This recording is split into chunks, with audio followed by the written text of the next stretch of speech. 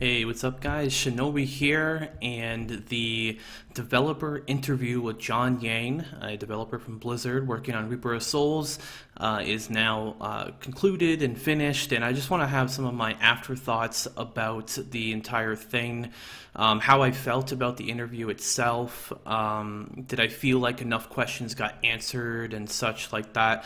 I'm currently uploading at this very second the video of the entire interview to YouTube, and then I'll probably upload this video right after that one, so you can kind of see what my thoughts were about that. So that, and it's like a long video. I mean, it was like an hour and 10 minutes or so that we were doing this interview thing, so it did take, you know, it's going to take quite a while for it to upload, so I thought I would sit here and kind of just chat about my whole experience with this as well. When I was first introduced to this, I was emailed, you guys know that I got into beta, and I have a representative through Blizzard Community Manager that has been, got me into the beta and has been keeping contact with me for quite a while now. And I was first told about this about a week ago, and a week and a half ago, something like that, this would possibly happen in the future. And then yesterday, they told me, like the day beforehand, that it's happening tomorrow, get ready, get going, and I was like, wow, okay, so it just kind of sprung on me pretty quickly. So I stayed up pretty much all night coming up with a bunch of questions. I made videos telling you guys when, it was going to happen and everything like that.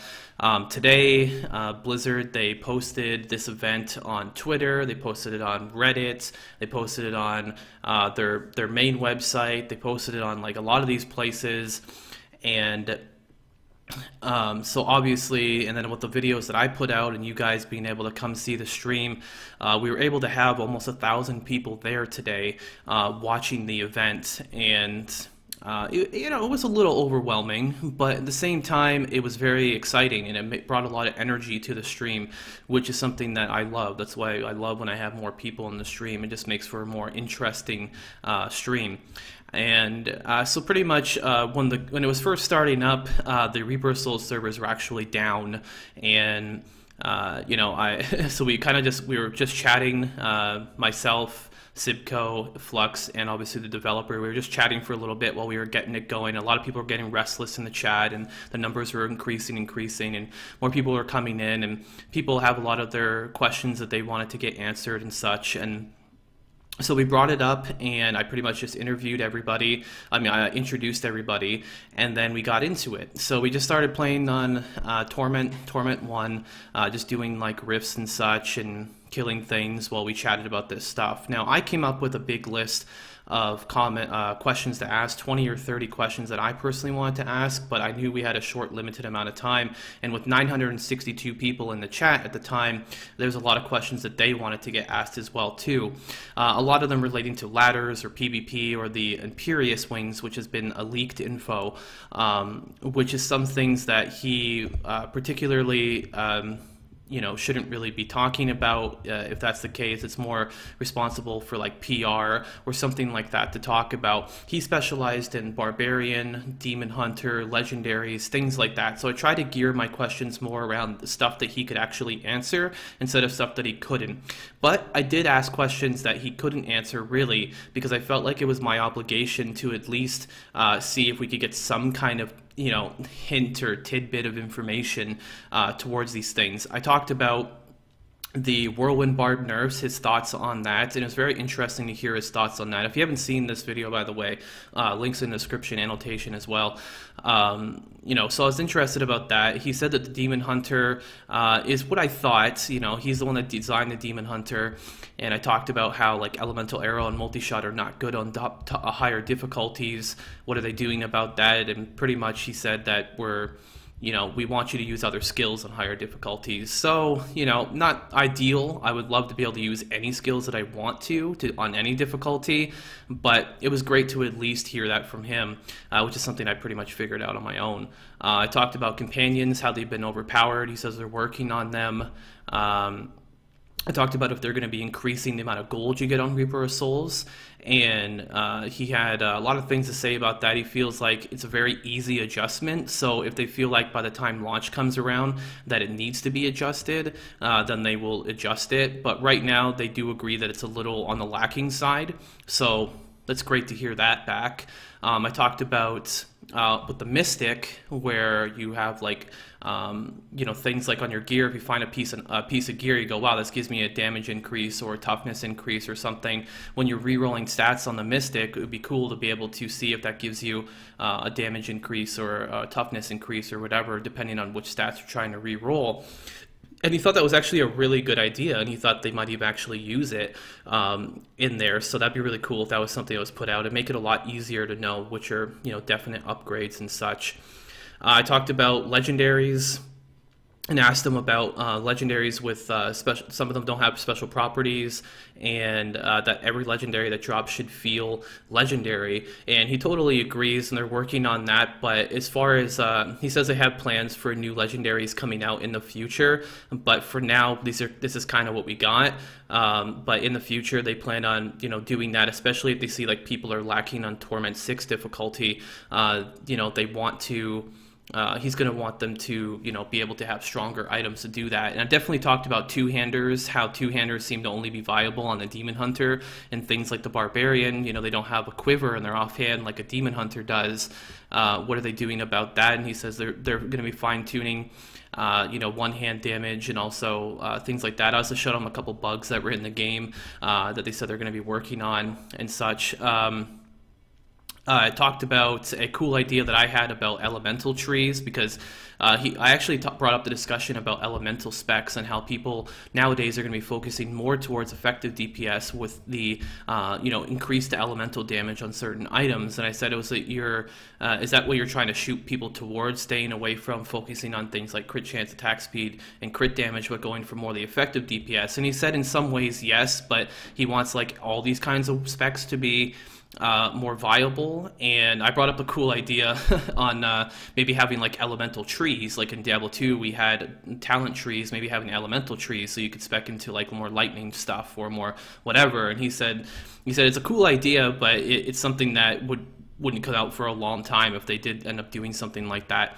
I talked about clan size, asking why there was a cap on 150 of them, and he feels like with the clan size, he said if there's 500 people in there or 1,000 people in there, he thinks it'd just be too discombobulated, and it would feel like you don't have a connection with any of the people in the clan. It's just a massive amount of people in the clan. So I guess I can agree with that a little bit, but as a streamer and YouTuber, I would like to be able to play with more people, and he understands that as well too.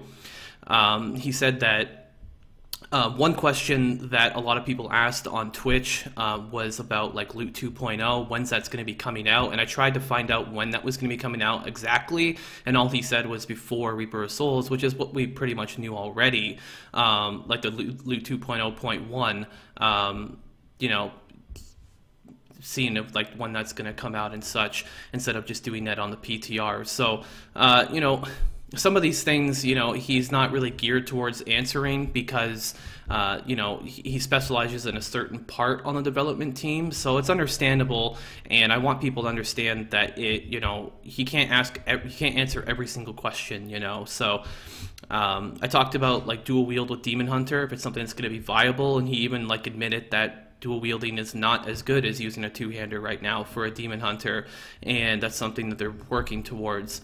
I talked about increasing the longevity of the game, aka endgame, trying to get more things into the game, and he said pretty much the best people to talk about that is PR people. So kind of just trying to avoid the question. He's like I said, he's not really someone that should be answering that type of question. As well too. I wanted to get to a lot more things. I talked about maybe is it possible we'll get new Paragon portraits as we get higher up? Because once you're at Paragon 100, you don't get any new portraits until forever. So is there some way of rewarding more players for getting higher Paragon level? And they said that's a good idea. We're definitely going to look into that. And then I wanted to talk about like maybe micromanaging followers and mandatory stats. Like he talked a little bit about stats, how crit damage is still something that people always go for in the socket, and they're trying to find ways around that to get people to try different things out. But that's one thing they talked about too.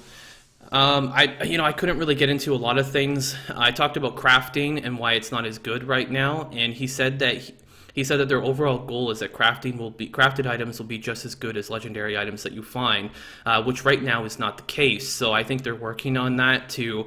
So I guess we're going to see a buff to crafted items, essentially, is what we're thinking here. I had a couple more questions that I wanted to ask him, but I did get most of my questions answered, which I'm pretty happy about and pretty excited that I was able to do this. Overall, though, there were a lot of people asking questions in chat, and my stream had almost 1,000 people in it. So trying to play the game, talk to a developer for the very first time, and also manage a chat of 1,000 people. I mean, the mods are doing a really good job, but manage a chat of almost 1,000 people at the same time can be quite difficult in a very short time frame. We only had an hour to do things, so I did feel like, and if you have seen the video, I felt like I maybe talked a little too much. And that's something that I was just trying to get more questions out there, because, you know, we don't get these opportunities very often. So I wanted to make sure that I got my questions heard and that your questions was heard. So, I mean, overall, people did really enjoy the whole experience behind it. It can't be perfect. It just can't be. I mean, if I could sit down for 10, 20 hours with this guy and just chat it up like crazy, then we could get everything answered, and I think it'd be a lot better of an experience. But overall, I think I really did enjoy the whole experience in a whole. And I think that a lot of you guys really did enjoy it too, which is really awesome. It got a lot more people pumped for the game. I felt like I did ask a little bit harder hitting questions than other streamers did, which is one thing that I tried to really not do. I tried to not look like I was kissing their ass or something like that, or like being a suck up or something. I wanted to at least try and get the questions out there and stay true to myself, because, you know, you guys have heard me in multiple videos talk about this is wrong with the game, or this is right with the game, or this is wrong with the game. So I had to stay true to myself, and instead of, you know, conforming to, you know, well, I better play nice type thing, at least try and ask a little bit of controversial questions and see what kind of responses we got out of that. And I think that overall I did do that.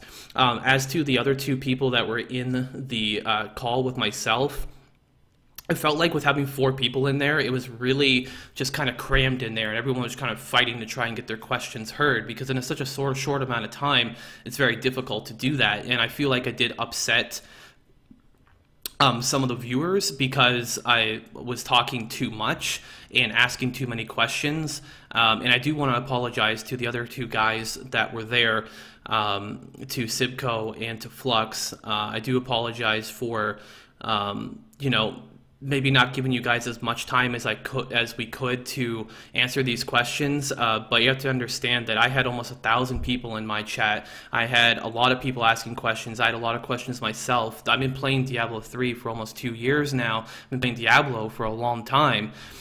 You know, this has been a long awaited time, and I think I was just trying to get my voice heard a little bit more, because this is something that I've really been looking forward to.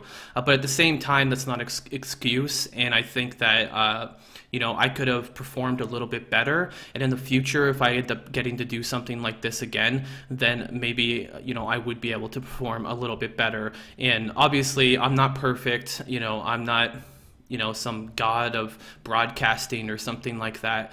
But at the end of the day, you see some of the things that you did wrong, you try and correct it the next time, and you try and make it a more entertaining experience, a more fun experience for the viewers and also for the developer. And it seemed like developers were actually kind of, you know, really happy with what happened after I talked to them afterwards. So hopefully everybody's happy about the whole experience. Hopefully I did represent the Ninja Army as much as I possibly could, and I appreciate you guys for even being, you know, supporting the channel, supporting the streams, supporting YouTube and the streams, you know, because without you guys, I would never even have an opportunity like this. And I have another opportunity that I'm going to give you a little tidbit on right now, because I can't go into a lot of information on it.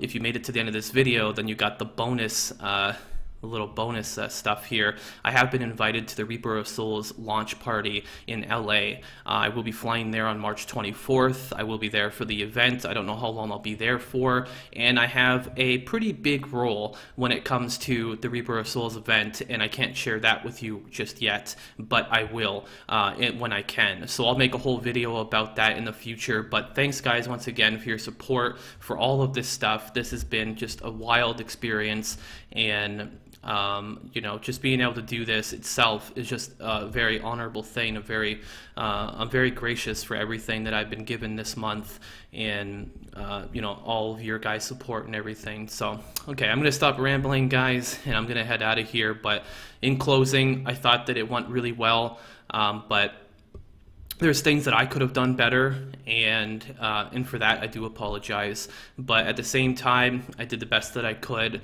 and that's still not an excuse though. But I think that hopefully you guys did enjoy it. Let me know in the comments what you thought about it.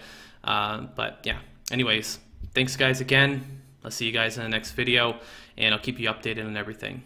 All right, see ya.